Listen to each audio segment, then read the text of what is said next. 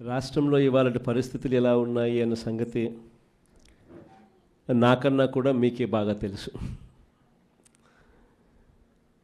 కలియుగంలో ఉన్నాము, రాక్షస రాజ్యంలో ఉన్నాము అని చెప్పడానికి ఈ రాష్ట్రంలో ఈ 12 నెలలు 11 నెలలు ఈ పాలన చూస్తే ఎవరికైనా కూడా ఇట్టే అర్థమవుతుంది.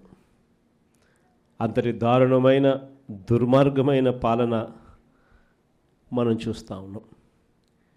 ఇలాంటి పరిస్థితుల్లో ఇలాంటి రెడ్ బుక్ పాలన జరుగుతూ ఉన్న, రాక్షసుల పరిపాలన చేస్తూ ఉన్న ఈ పాలనలో తెగువ చూపించి నిబద్ధతతో నిలబడి విలువలకు విశ్వసనీయతకు పెద్దపీట వేస్తూ రాజకీయాలంటే అయ్యా చంద్రబాబు నీ మాదిరిగా చేయడం రాజకీయాలు కాదు, ఎంపీటీసీలమైనా కౌన్సిలర్లమైనా మమ్మల్ని చూసి నేర్చుకో, ఇది రాజకీయం అంటే అని చెప్పి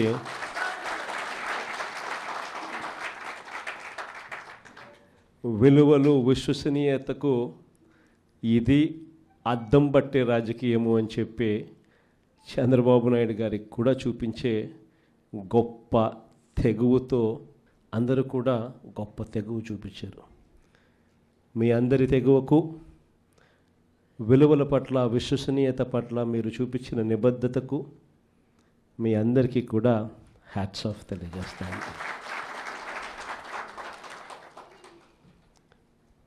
మన రాజకీయాలకు చంద్రబాబు రాజకీయాలకు మధ్య తేడా ఈ 12 నెలలు ఆయన పాలన చూస్తే చాలా తేడా కనిపిస్తుంది. అసలు రాజకీయాలు అన్నది ఒకవైపున మనల్ని చూసినప్పుడు రాజకీయాలు అటువైపున కనిపిస్తాయి. ఈ 12 నెలలు చంద్రబాబు నాయుడు రాజకీయాలు చూసినప్పుడు రాజకీయాలు ఇటువైపున కనిపిస్తాయి. ఇద్దరి మధ్య తేడా అంత ప్రస్ఫుటంగా కనిపిస్తూ ఉంది. మనమేమో మన రాజకీయ జీవితం అంతా కూడా, మన ప్రస్థానం అంతా కూడా ఎప్పుడూ కూడా ప్రజలు మనకు అధికారం ఇస్తేనే మనం తీసుకున్నాం. దొడ్డిదారిన వెన్నుపోట్లతోనూ మోసాలు చేసి ఏ రోజు కూడా మనం రాజకీయాలు చేయలేదు. మరోవైపున చంద్రబాబు నాయుడు చూస్తే ఆయన ప్రస్థానం అంతా కూడా స్టార్టింగే వెన్నుపోట్లతోనే స్టార్టింగ్. అక్కడి నుంచి మొదలు పెడితే ఆయన ప్రస్థానం సొంత కూతుర్నిచ్చిన మామను ఎన్టీ రామారావు గారిని వెన్నుపోటు పడడం దగ్గర నుంచి మొదలు పెడితే, ఆ తర్వాత అధికారం కోసం ప్రజలను ఒకసారి కాదు, 2 సార్లు కాదు, ఎప్పుడూ ఆయన జీవితం అంతా కూడా ప్రజలను కూడా వెన్నుపోట్లు పొడుస్తూనే ఆయన రాజకీయాలు సాగిస్తూ వచ్చాడు. ఆశ్చర్యం కలిగించే విధంగా ఇద్దరి మధ్య తేడా కనిపిస్తుంది. కుప్పం మున్సిపాలిటీ నిజంగా ఆశ్చర్యం కలిగించే మున్సిపాలిటీ. చంద్రబాబు నాయుడు గారు ముఖ్యమంత్రి కాకమునుపు ఇక్కడ ప్రజాస్వామ్యబద్ధంగా ఎన్నికలు జరిగితే ప్రజలు ఓట్లు వేస్తే ఈ కుప్పం మున్సిపాలిటీలో 25 వార్డులకు గాను వైఎస్ఆర్సీపీ 19 గెలిచింది. తెలుగుదేశం పార్టీ గెలిచింది కేవలం 6.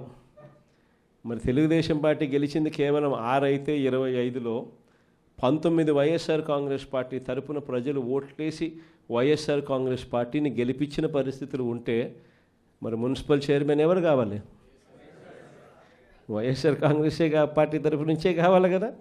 కానీ అక్కడ కూడా దౌర్జన్యాలు, ఏ స్థాయిలోకి దౌర్జన్యాలు ఉన్నాయి అని అంటే ఏకంగా బెదిరించి మున్సిపల్ చైర్మన్ను రాజీనామా చేయించి వాళ్ళ దగ్గర తీసుకోవడం, వాళ్ళ పార్టీలోకి తీసుకోవడం. అంతటితో కూడా ఆగిపోవడం లేదు. చంద్రబాబు నాయుడు స్వయంగా ఇది కుప్పము, నా మున్సిపాలిటీ, నేను ముఖ్యమంత్రి, నేను రాక్షస సామ్రాజ్యానికి రాజుని, నేను ఒక రాక్షసుడిని, నా కుప్పం నియోజకవర్గంలోనే ఎలా రాక్షస పాలన చేయాలో నేను నేర్పుతాను, రాష్ట్రం అంతా కూడా తెలుగుదేశం వాళ్ళంతా కూడా ఇలానే రాక్షస పాలన చేయండి అని చెప్పి ఇక్కడి నుంచి సంకేతం ఇస్తున్నాడు. ఇచ్చి బలవంతంగా ఈ మున్సిపల్ చైర్పర్సన్ పోస్టు కూడా వీళ్ళే తీసుకున్నారు. నిజంగా ఆశ్చర్యం అనిపిస్తుంది. 6 గెలిచిన మీరు, 19 గెలిచిన మేము. అయినా ఈ కుప్పం మున్సిపాలిటీలో మీరే చైర్మన్ అని చెప్పి మీరంతకు మీరే చెప్పుకుంటూ మీరంతకు మీరే ఒక్కొక్కరికి 50 లక్షలు. ముఖ్యమంత్రిగా ఉన్నావు, నువ్వు చేయాల్సిన పని ఇదే. ప్రజాస్వామ్యం అంటే ఏమిటి అని చెప్పి ప్రజలకు నువ్వు అద్దం పెట్టి చూపించాలి. ప్రజాస్వామ్యం, కాన్స్టిట్యూషన్ ఇది, నేను దానికి రిప్రజెంటేటివ్, నేను ముఖ్యమంత్రిని.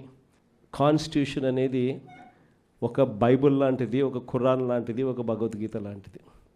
ప్రతి రాజకీయ నాయకుడు ప్రమాణం చేసేటప్పుడు కూడా చెప్తాడు, కాన్స్టిట్యూషన్కి నేను లోబడి ఉంటాను అని కూడా ప్రమాణం చేసి కూడా చెప్తారు. కానీ ముఖ్యమంత్రి అయిన తర్వాత ఆయనే దగ్గరుండి కాన్స్టిట్యూషన్ను తగలబెడతా ఉన్నాడు. కుప్పం నియోజకవర్గంలో స్వయంగా ఆయనే తప్పుడు సంకేతాలను రాష్ట్ర వ్యాప్తంగా కూడా పంపిస్తూ 19 కౌన్సిలర్లు మనం గెలిచినా కూడా ప్రలోభాలకు, పోలీసుల దౌర్జన్యానికి నిదర్శనంగా నిలబడింది కుప్పం నియోజకవర్గం. ఇంకా ఆశ్చర్యం ఏమిటో తెలుసా, ఇదే కుప్పం, ఈ కుప్పానికి మున్సిపాలిటీ హోదా ఇచ్చింది ఎవరు తెలుసా? మనమే. ఆయన 4 సార్లు ముఖ్యమంత్రి అయినా కూడా ఏ రోజు కుప్పాన్ని మున్సిపాలిటీగా చేయాలన్న ఆలోచన కూడా ఆయనకు రాలా. అలా మున్సిపాలిటీ కదా దేవుడు ఎరుగు, కనీసం కుప్పంలో ఒక రెవెన్యూ డివిజన్ పెట్టే ఆలోచన కూడా చంద్రబాబుకి ఏ రోజు రాలా. సరే, రెవెన్యూ డివిజన్ కదా దేవుడు ఎరుగు, కనీసం కుప్పానికి తాగేదానికి నీళ్లు కూడా ఇచ్చింది ఎవరు అని అంటే అది కూడా మన హయాంలోనే. అలాంటి కుప్పంలో ఇలాంటి చంద్రబాబు నాయుడు రాక్షస పాలన చేస్తున్న నేపథ్యంలో ఈరోజు మనమంతా కూడా తెగువ చూపించి గట్టిగా నిలబడిన ఎంపీటీసీలు, కౌన్సిలర్లకు మీ అందరికీ కూడా అందుకనే హ్యాట్స్ ఆఫ్ చెప్తా ఉన్నా. విశాఖపట్నం లాంటి పెద్ద నగరాల్లో ఏం చేస్తూ ఉన్నారు? రూపాయికి ఇడ్లీ వస్తుందో లేదో నాకు తెలియదు, కానీ రూపాయికి చంద్రబాబు నాయుడు గారి హయాంలో తన బినామీలకు మాత్రం 3,000 కోట్ల రూపాయల భూములు మాత్రం ఇస్తారు. రూపాయి పెట్టుబడి పెడితే 3,000 కోట్ల భూములు. ఊరు పేరు లేని ఉర్సా అంట, ఇంకొక కంపెనీ లూలు అంట, లూలులు లిల్లీలు. ఈ కంపెనీలకు మరో 1,500 నుంచి 2,000 కోట్లు విలువ చేసే భూమి విశాఖపట్నంలో వాళ్ళకు కూడా దారాదత్తం. ఈ మాదిరిగా ఇష్టానుసారంగా లంచాలు తీసుకోవడం, నాకింత నీకింత అని పంచుకునే కార్యక్రమం జరుగుతూ ఉంది. మొట్టమొదటిసారిగా మొబిలైజేషన్ అడ్వాన్స్ అనేది మనం తీసేస్తే, మొబిలైజేషన్ అడ్వాన్స్ ఈయన అదే పనిగా తీసుకొచ్చినాడు. మనం రివర్స్ టెండరింగ్ మనం తెస్తే ఈయన రివర్స్ టెండరింగ్ క్యాన్సిల్ చేసినాడు. మనం జ్యుడిషియల్ ప్రివ్యూని మనం తీసుకొస్తే జ్యుడిషియల్ ప్రివ్యూని ఈయన క్యాన్సిల్ చేసినాడు. చేసి కాంట్రాక్టర్లు రింగ్ ఫామ్ అవుతున్నారు, ఇష్టం వచ్చిన రేట్లను పెంచేస్తున్నారు, పెంచిన రేట్లకు వేస్తున్నారు.